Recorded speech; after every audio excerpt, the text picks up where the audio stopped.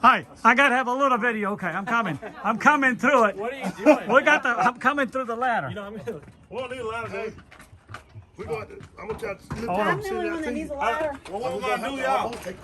We got the T. All right, now we go. Take it. All right, the new refrigerator is here.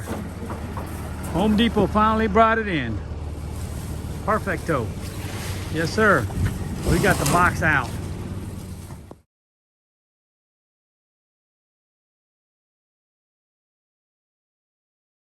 Figure out some.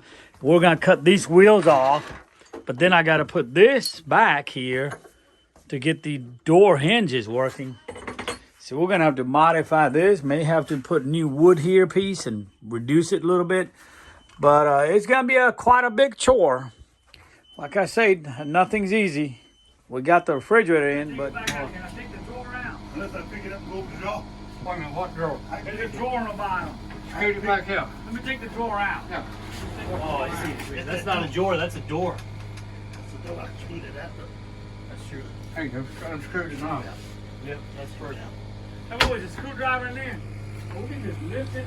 The knob should come off. The knob, you can unscrew the knob. If you tilt it back, I get that bottom. Yeah, then we'll get the bottom. Yeah, tilt it back towards y'all. There you go. I mean, that whole bottom. Well, it'll increase half an inch or something. A little if bit. you take it off, yeah.